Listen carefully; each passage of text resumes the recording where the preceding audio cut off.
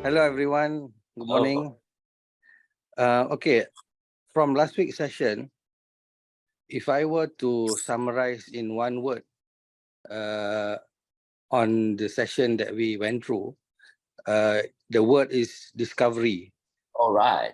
Because I think basically what we learned last week is how do we discover the personal background and then go into the financial profile as well as the social profile of the client.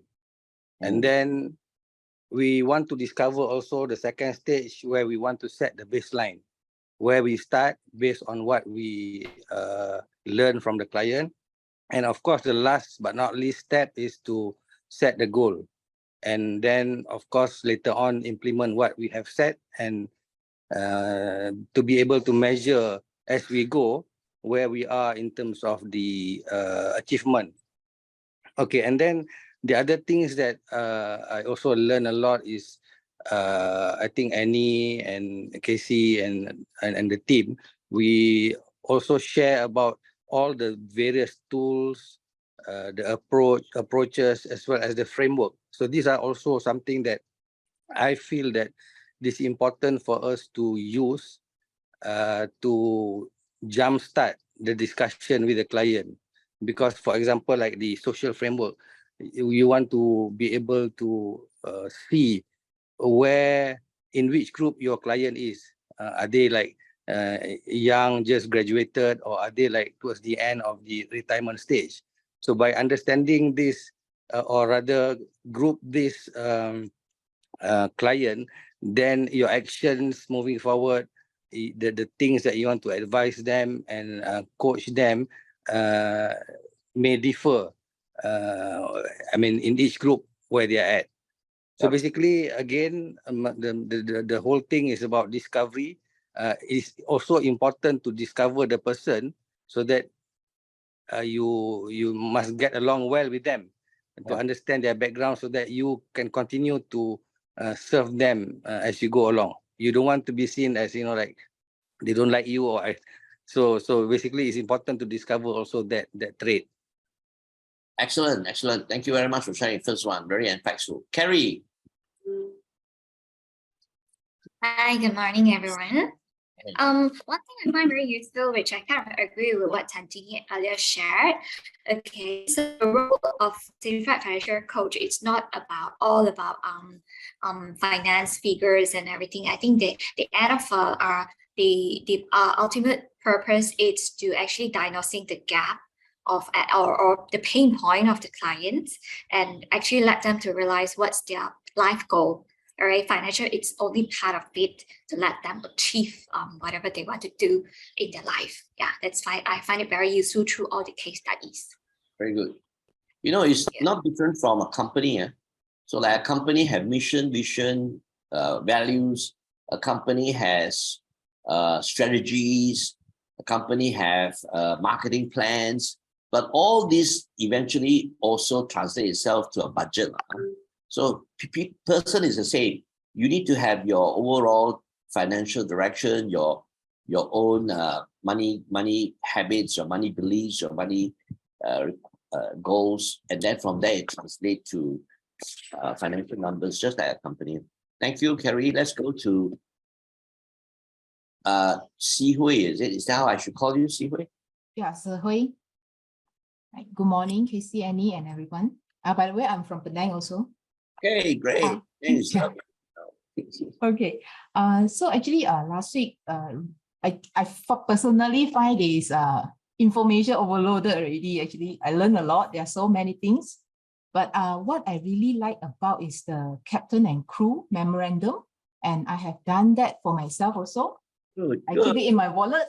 Yes, keep it in your purse. Yeah. Purse, yeah. Yes. So I think why everybody wants a financial freedom is that ultimately they want happiness in their life.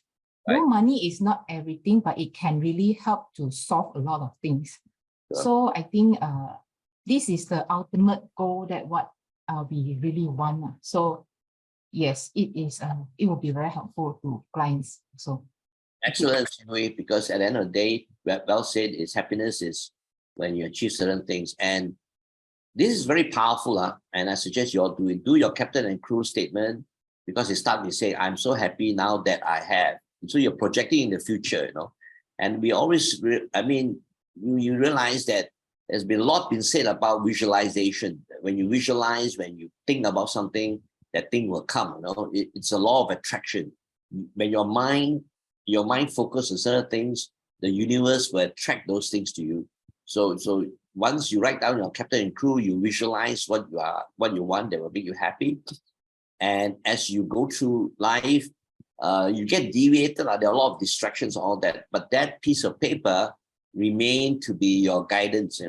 Now, when we talk about goals, if you remember, there are 3 levels. And the reason why we start with 3 levels is you've got to start at the top, which will motivate you, which will drive you, will give you the energy. That itself will drive you to have certain achievements and to be willing to make certain changes in terms of your habits or the processes. We call it process goals, which is basically habit goals. All right, good. Thank you very much, Ziwei. Let's go to Alison.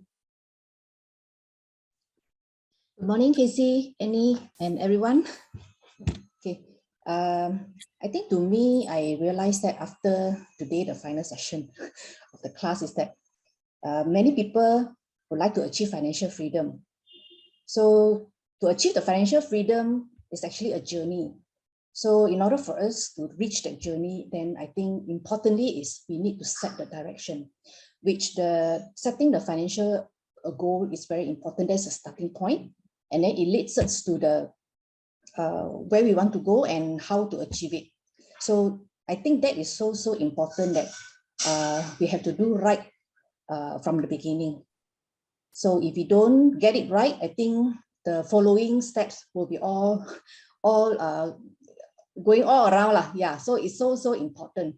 So the rest of the tools, money beliefs that we learn, so many tools and so on, all this can actually comes in at the various stage as we bring through the client from the or towards achieving their financial goal at the end of the day. Yeah, very nice. I'll tell you a story. I was in China one time, and I happened to have a chance to attend a huge conference. And one of the speakers is the number 2 man of Pepsi Cola in China. He's an ADC, American-born Chinese. And in China, Pepsi Cola was very successful in terms of fighting with Coca-Cola. So he's well regarded and respected senior person, second man in China. I think he's actually the person running the show, because the first guy is just Ang Mo. So he was speaking, and this is not a financial conference, it's just normal business conference. But in the middle of his presentation, he says something that's so meaningful. He said the true purpose of life is so that you eventually have the time and money to do the things you love to do. The true purpose of life is when you eventually have the time and the money to do the things you love to do. So the first thing is to know what is it that you love to do, right? What makes you happy, which is I in my program, Money Mastery, I call it your passion. Everybody must know what the passion is. Things that you love to do, that you enjoy, that you love the time spent on it, you don't mind spending time on it, that gives you true happiness and true pleasure. But to be able to entirely have the time and the ability to do those things, you must have, like we just described, you must have the financial freedom, right? If you don't have financial freedom, then you don't have the time to do the things you love to do, correct? So once again, the true purpose of life is when you have the time and the money to do the things you love to do. Very simple statement, but I think it is very insightful. Just sharing, Alison. Thank you.